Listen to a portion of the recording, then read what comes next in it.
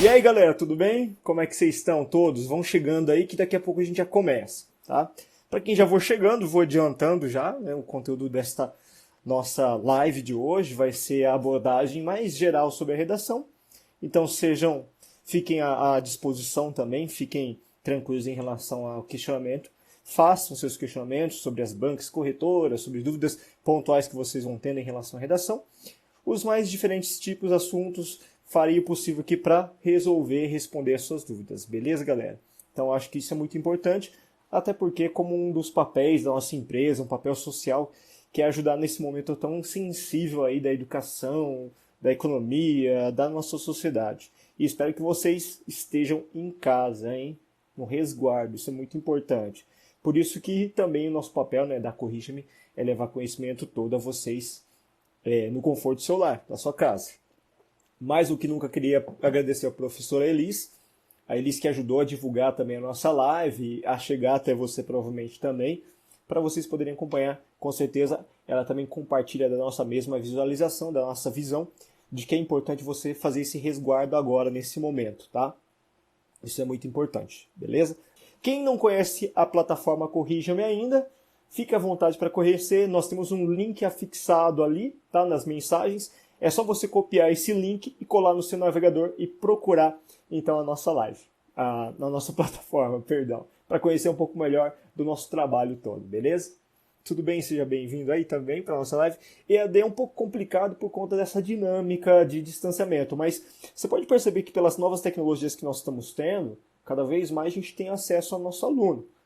Então, a gente vai encurtando certas distâncias. O fato, por exemplo, vocês estarem na live agora, de a gente ter esse recurso em mãos, e inclusive esse vídeo fica gravado e você tem a possibilidade de tirar dúvidas em relação às matérias, às disciplinas, às aulas e tudo mais que você está fazendo rotineiramente seu estudo em casa. Isso favorece.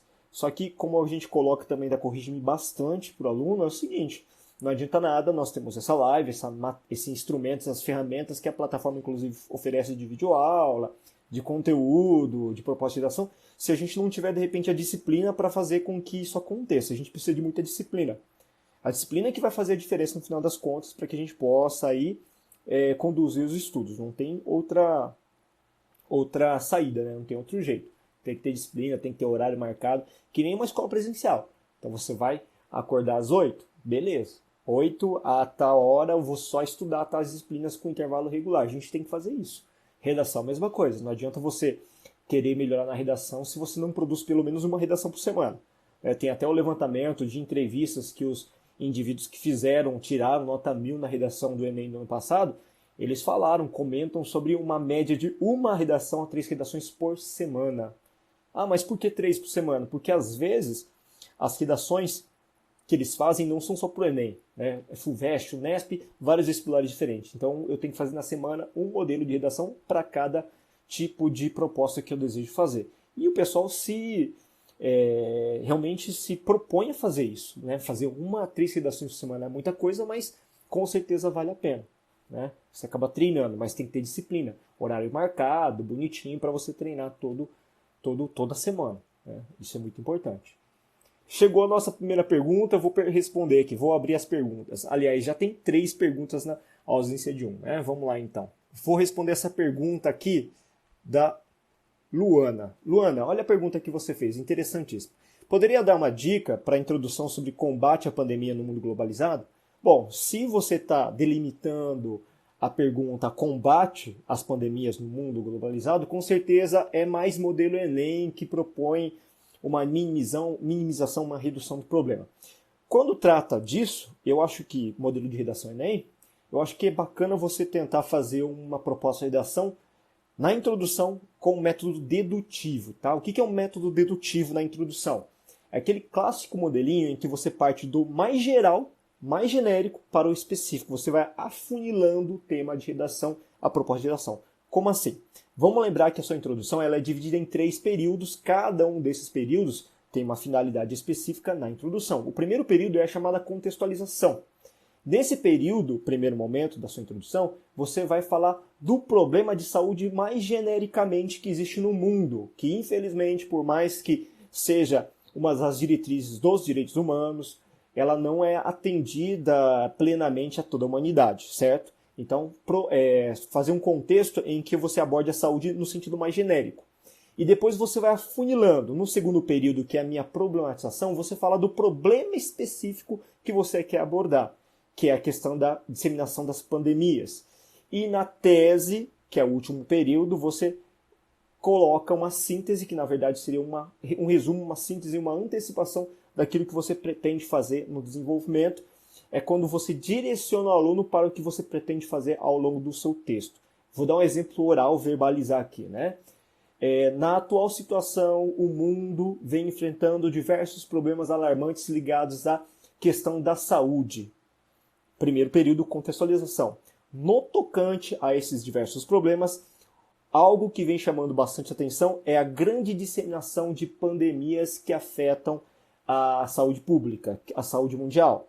Olha só o que eu fiz. Contextualização geral, problematização mais específica, falando de pandemia especificamente, e a sua tese.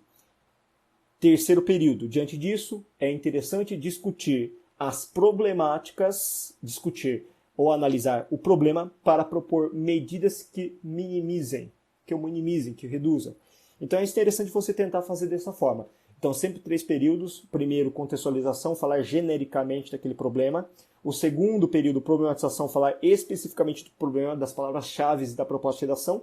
E o último período, a tese, que é o momento em que você direciona o que você pretende fazer durante o decorrer do desenvolvimento. Chamamos esse tipo de introdução, se você quiser procurar também, inclusive na nossa plataforma nós temos videoaula sobre isso, que é o tipo de introdução chamado de introdução pelo método dedutivo sintético, beleza?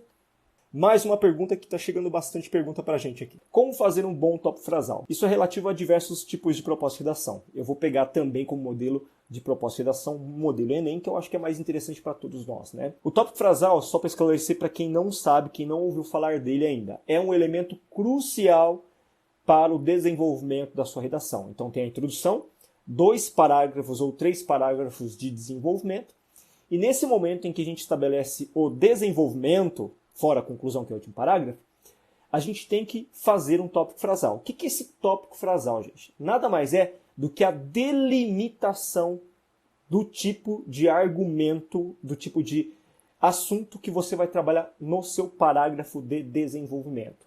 Em um primeiro parágrafo, em um segundo e em um terceiro, se você colocar 3 parágrafos de desenvolvimento. Então, por exemplo, eu defini que no primeiro parágrafo argumentativo, desenvolvimento, eu vou falar sobre as causas do problema da pandemia, dessa disseminação de doença. Quais são as causas? Então, o que eu faço como tópico frasal? Primeiramente, vírgula, é importante abordar e investigar as causas que levam ao problema. Ponto. Esse foi o meu tópico frasal do primeiro parágrafo argumentativo. A partir disso, eu vou fazer o quê? Vou estruturar a minha argumentação em cima daquele tópico frasal. Então, o tópico frasal é uma antecipação do conteúdo do parágrafo inteiro e uma delimitação do que eu pretendo trabalhar. Isso é muito importante. Eu delimito nele o que eu pretendo trabalhar. Para fazer uma boa construção de um tópico frasal, você precisa principalmente do quê? De planejamento. Então, o que eu pretendo fazer em cada parágrafo? Quando eu coloco isso na cabeça, quando eu planejo antecipadamente, constituo uma organização antes, você consegue consolidar melhor os tópicos frasais. Na redação modelo Enem, o pessoal faz muito tópico frasal motivado por causa e consequência. Vamos imaginar, já coloquei o primeiro, que é de causa.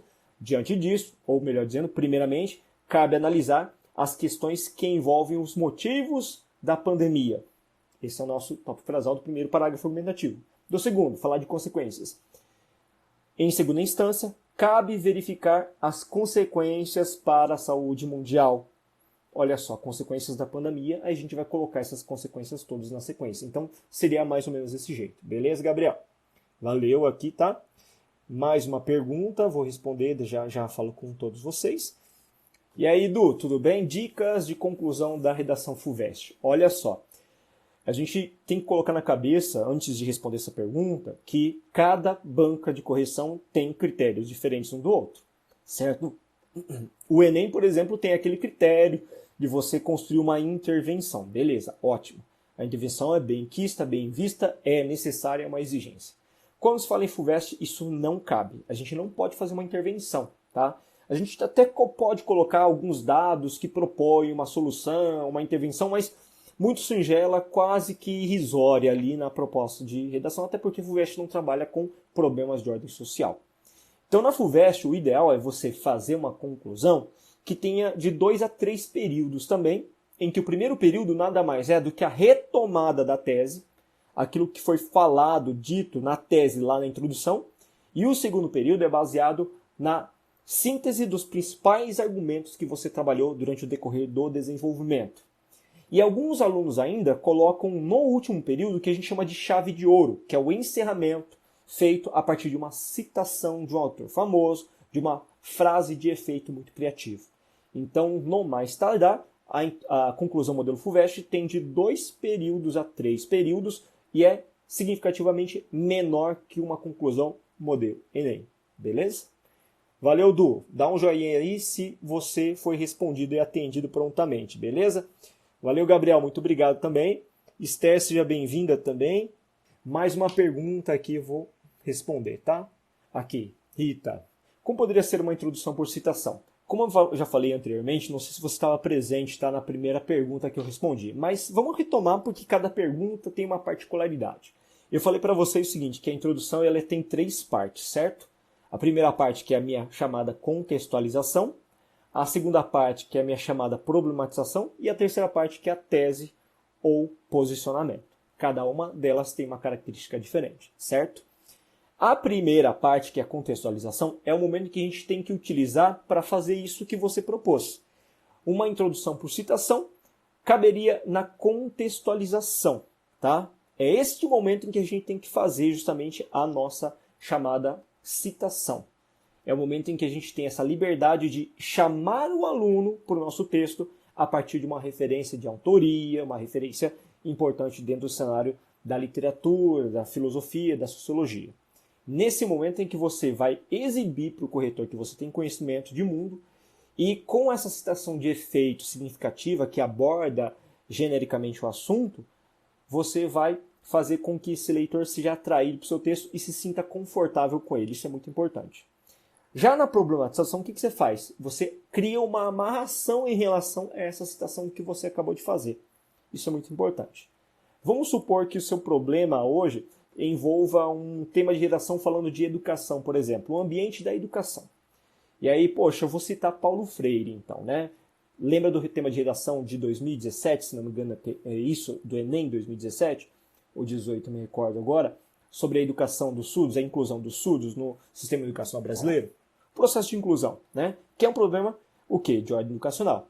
Então, como que a gente faria nesse tipo de redação? Eu citaria, por exemplo, uma fala de Paulo Freire no comecinho. Segundo Paulo Freire, importante intelectual da história da pedagogia brasileira, mundial, universal, a educação inclusiva é um mecanismo, é a chave crucial para uma educação solidária, uma educação que se consolide.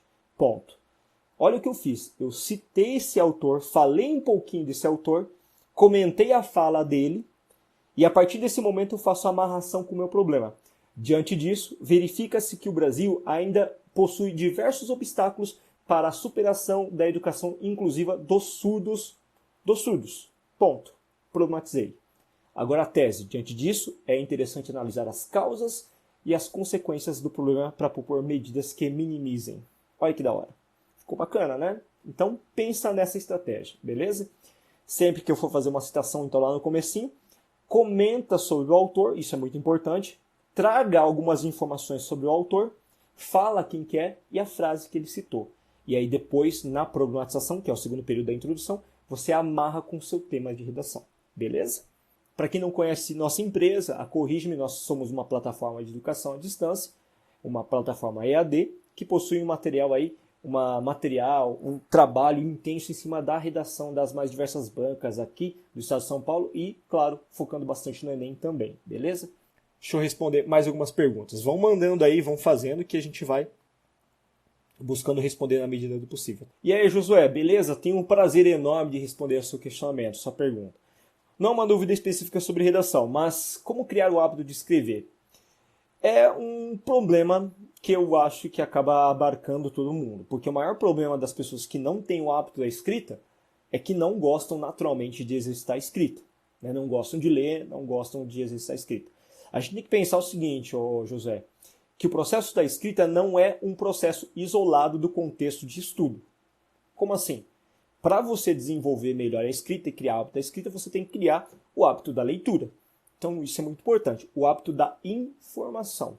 Uma pessoa que não tem informação, uma pessoa que não dispõe de conhecimento, ele não tem o que colocar mesmo, não tem o que escrever. Então, o primeiro momento, creio eu, para romper a barreira com o rigor da escrita, é você começar a se dedicar à leitura e buscar conhecimento. O que eu normalmente faço, e que me inspirou bastante, que me leva bastante a ter conteúdo para informar você de alguma coisa, é acompanhar podcasts. Acompanhar diversos podcasts. Tem alguns que eu acompanho que são do G1, que eu gosto muito. Tem um que eu recomendo bastante, que é o Papo de Política, que é muito da hora, que tem a Maju Coutinho, inclusive, que é fantástica, tá? E Renato Lopreto também, que trabalha com outro tipo de podcast. Roda Viva é informar, reter conhecimento e também criar hábito de leitura. Outra coisa que eu faço bastante é acompanhar bastante jornal. Então, a partir do momento em que eu tenho essas informações todas em minhas mãos, o que acaba acontecendo? Eu acabo tendo informação para treinar, para externalizar. E aí, a partir desse momento, eu tenho que criar hábitos para virar uma rotina, para virar alguma coisa que não seja tão maçante. E para isso, é importante você, num primeiro momento, ter um esforço. É um esforço significativo? É. Mas você tem que começar a fazer o quê? Você tem que começar a... Isso, o João está colocando aí, nós também temos os nossos podcasts à disposição também, tá? Que vocês podem acessar pelo Redação Cast, beleza? Se quiser ter contato também com o nosso material produzido, isso é muito importante, estava quase me esquecendo, João. Então, a partir do momento que você tem conhecimento, você tem que criar um hábito a partir do quê? De um cronograma, não adianta. Você tem que colocar no papel uma data específica e um horário específico para você sentar o melhor de todos para você começar a produzir. Eu, particularmente, acho que 2 ou 3 horas semanais está ótimo para eu exercitar a redação voltada para os vestibulares. É pegar um sábado, um intervalo de tempo que você mais se identifique e começar a escrever nesse horário. Sempre. E sempre cronometrado. Falar para você mesmo se esforçar para naquele horário só fazer aquilo. Não tem outro meio. Gente, eu tenho que ter rotina. A rotina é todo dia fazer alguma coisa de acordo com um cronograma pré-estabelecido. Depois disso, vou criar o hábito. E o hábito faz com que aquilo se torne tão natural que eu não tenha mais o problema de fazer aquilo. Isso é importante, beleza? Que nem atividade física. No começo não é difícil. Para adquirir a rotina da atividade física não é alguma coisa desconfortável. 1 mês, 2 meses com aquela adaptação. E depois se torna hábito. Alguma coisa que você quer, deseja, anseia. Na escrita também é assim, beleza? É isso mesmo, João. Na vida a gente não faz só aquilo que a gente gosta, né? A gente precisa fazer também aquilo que é necessário, inclusive sacrifícios, para poder chegar a algum ponto. Ponto A, ponto B, a gente tem que traçar metas.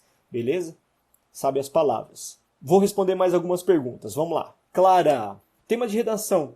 É sempre tema de atualidade do ano? Tipo notícias? Depende, Clara. Essa pergunta é muito interessante, tá? Só que o que eu recomendo para o meu aluno, para ele ter uma ideia um pouco mais clara de como se dedicar à redação, de se informar.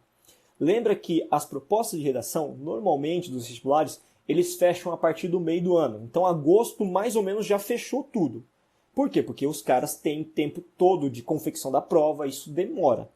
Então, lá para o mês de agosto, setembro, eles já fecharam a construção da prova. A prova já está feita nesses meses. Então, o que a gente tem que, de repente, fazer? Estudar os eventos que foram no intervalo de um ano, retroagindo a partir daquele mês de agosto, setembro. O Enem fecha mais cedo.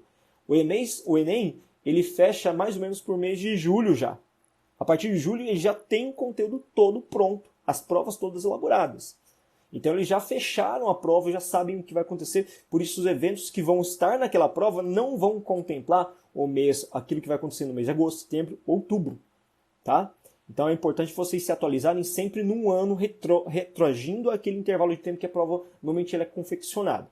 Não é só tema da atualidade. Existem alguns temas que são temas chamados de universais ou atemporais. São aqueles temas que podem aparecer independentemente do ano, da época, porque são a todo momento atuais. Por exemplo, um tema de redação que falou aí do ano retrasado, se não me engano, sobre a importância da preservação histórica no mundo, do Brasil. A importância da preservação histórica, que foi tema de redação da FUVEST, é um tema atemporal. E é sempre atual, certo? Sempre atual. Então tem essas situações também. Tá? O Enem ele é o mais típico e afeito a abordar temas que aconteceram recentemente. Beleza? Claro que ficar por dentro de todas as notícias é muito importante. Né?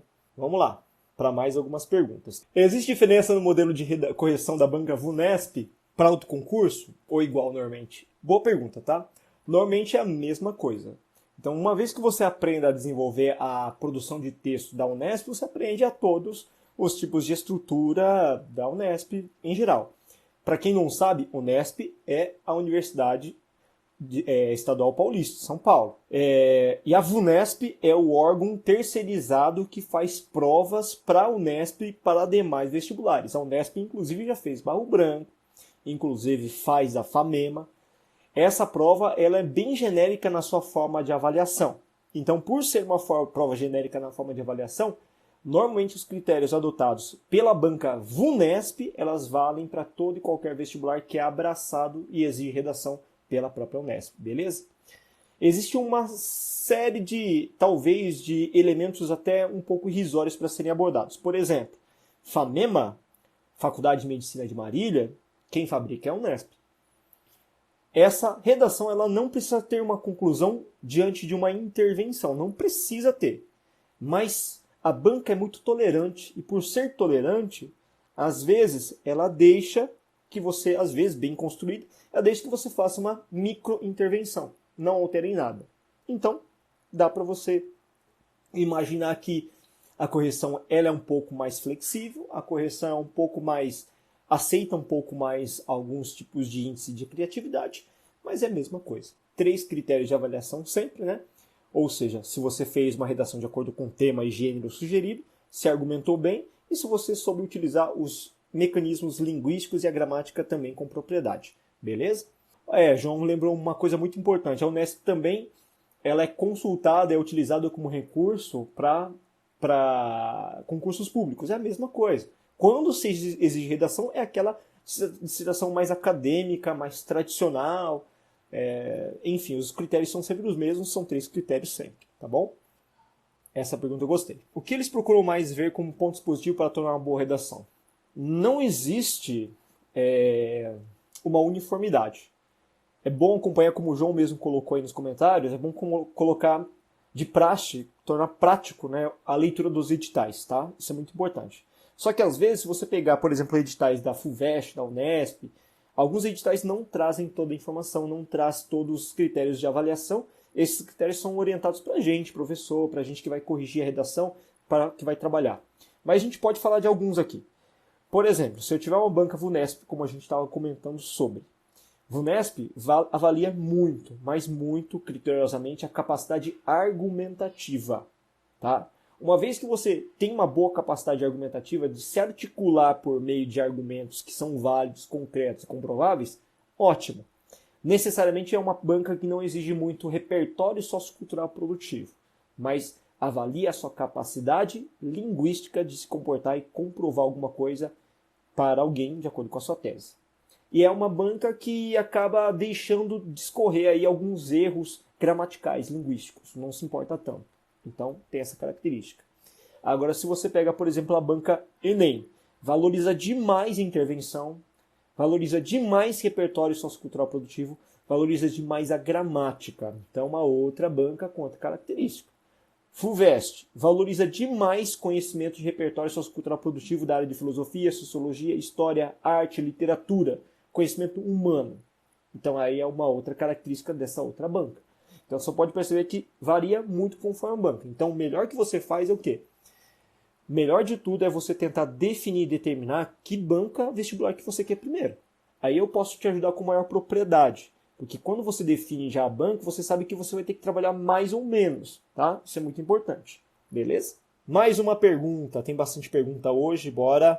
Uma introdução Unesp Dicas. Olha, eu acho que eu respondi para você, não lembro, tá? Mas enfim.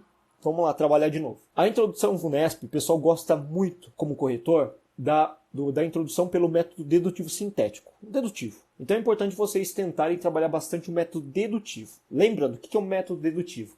É do maior para o menor. Ou seja, no primeiro período da introdução, lembra que a introdução tem 3 períodos, contextualização, problematização e tese. No primeiro período, você fala do problema de forma muito genérica, para fazer com que o leitor se sinta familiarizado com o seu texto. No segundo período, você traz as palavras-chave do tema de redação, especificando cada vez mais o tema. E no último período, é a minha tese, o posicionamento, você deixa claro a posição que você assumiu diante desse tema de redação. Vou dar um exemplo para vocês. Para mim, particularmente, o método dedutivo cabe muito bem, muito como uma luva na Unesp. A Unesp fez em 2018 o tema de redação que envolvia um parecer dicotômico, né? Uma polêmica ali. Posso até falar da FAMEMA. A FAMEMA, ano passado, que é feita pela VUNESP, ele perguntou sobre a questão da redução da maioridade penal, se vai mesmo reduzir a criminalidade. Será que eu sou a favor ou contra a redução da maioridade penal para 16 anos? Se eu for contra ou a favor, eu tenho que deixar claro esse posicionamento na tese, no último período. Para você encaminhar a leitura do meu texto muito bem, o que você tem que fazer? De novo, dedutivo, do geral para o específico. Então, no primeiro período, você faz o quê? Você fala da violência em geral. Fala que tem muito índice de violência, que a violência crescente vem incomodando o cidadão brasileiro hoje. Por exemplo, na atualidade, o Brasil vem enfrentando uma crescente escalada da violência nos grandes centros urbanos. Olha só, eu fiz alguma coisa geral, aí vou especificar. Principalmente em se tratando de crimes realizados por menores entre 16 anos a 18 anos incompletos. O que leva a um grande questionamento da sociedade atual sobre a possibilidade da redução da maioridade penal efetivar a redução da criminalidade. Então, olha só o que eu fiz. Geral para o específico. E na tese, eu sou contra a redução. Então, deixa claro na tese que você é contra. No entanto, essa ação vai contra as ações do Estatuto da Criança e do Adolescente e não minimizará o problema da violência. Eu deixei claro que isso não vai reduzir o problema. Então, esse tipo de introdução é o método dedutivo. Beleza? Tem dificuldades para montar a redação. Como poderia melhorar isso? Marcela, existem alguns processos para você compor a redação. Na verdade, existem algumas chamadas metodologias. Uma das metodologias que eu gosto bastante de trabalhar para montar a redação é você fazer o plano dissertativo antes. Como assim? O que é um plano dissertativo? É um processo que vem antes até do rascunho, para você ter uma ideia. É você traçar estratégias e objetivos, pega uma folha de papel, pega uma folha de sulfite e coloca nessa folha de sulfite as estratégias que você pretende utilizar para fazer a sua dissertação. Essas estratégias é que vão nortear a construção de um rascunho para depois dar margem para a compilação da redação de forma integral. Como que normalmente eu faço isso? Eu peço para o aluno fazer isso. Pega uma sulfite, defina na sulfite que método de introdução você vai utilizar. Utilize sempre que for possível este método. 2, 3 métodos diferentes no máximo. Eu sugiro alguns que são mais fáceis. O mais fácil, do meu ponto de vista, é o método dedutivo sintético que eu tenho trabalhado aqui. Existem outros métodos, como o método de citação, de conceituação. Então você precisa conhecer um pouco mais da estrutura dissertativa e também dos diversos métodos de composição da redação. Uma vez que você conhece esses vários métodos de introdução, você escolhe lá no seu planejamento dissertativo. Eu vou utilizar o método dedutivo sintético. Eu vou fazer a minha redação a partir de 2 parágrafos de desenvolvimento. No primeiro parágrafo, eu vou falar das causas históricas do problema. No segundo, eu vou definir que eu vou falar das causas sociais do problema. Então, eu vou definindo estratégias previamente para eu já determinar o que eu pretendo fazer. Na conclusão, eu planejei que eu vou colocar como meu agente de intervenção o Estado a partir do Ministério da Educação, das suas ações que convergem à educação. Então, quando eu faço isso, quando eu planejo o meu texto, estruturalmente falando, quantos períodos cada parágrafo vai ter, quantos parágrafos vai ter, quais métodos que eu vou utilizar para desenvolver a minha redação, isso tudo colabora bastante. Então você tem que fazer isso antes mesmo do rascunho. Com esse esqueleto pré-montado, você parte para o rascunho, desenvolve o rascunho e a partir disso você faz as últimas correções para finalmente criar a sua redação definitiva. Então é um processo longo, demorado. No começo você vai ter que fazer bastante planejamento dissertativo, colocar no papel aquilo que você pretende, mas com o passar do tempo você vai ver que vai ficando tão rápido e tão automático o processo de criação textual que acaba indo direto para o rascunho ou até mesmo direto para a produção na folha definitiva já. Porque isso torna um hábito. É como se você memorizasse alguma coisa. E ao memorizar a estrutura e ter toda a arquitetura da redação na sua cabeça, você consegue fazer de pronto em meia hora, 40 minutos, uma hora, uma ótima redação. Mais algumas perguntas, vamos lá. Como usar as palavras-chave em uma redação? Qual a minha recomendação? Em algumas propostas de redação, eu vejo que o meu aluno ele acaba fugindo bastante da redação. Então, quando ele foge bastante da redação, das propostas de redação, o ideal mesmo, para ele se manter sempre preso à redação, ao tema da redação, é você mencionar as palavras-chave pelo menos uma vez a cada parágrafo. Isso mesmo, a cada parágrafo. Então, na introdução, você vai mencionar a palavra-chave do seu tema de redação na problematização, que é o segundo período da sua introdução, certo? No segundo parágrafo argumentativo, você menciona novamente. No terceiro, novamente. Na conclusão, você retoma, por meio dessas palavras-chave, também o tema de redação. Isso é muito importante. Poxa, mas, professor, isso não vai ficar muito redundante? Eu retomar constantemente minhas palavras-chave do tema de redação? Não, não vai, claro, não vai. É necessário e é recomendado. E se você mesmo assim se sentir insegura em repetir essas palavras, você pode também utilizar a valência de sinônimos, tá? Isso é importante, até um recurso coesivo que pontua bastante na sua redação. Mas você tem que criar o costume, o hábito de inserir pontualmente em lugares estratégicos as palavras-chave do tema de redação para ficar preso ao tema, para não fugir. Muita gente acaba fugindo do tema por conta disso, porque perde o hábito de retomar e recuperar a tese por meio dessas palavras-chave. Beleza?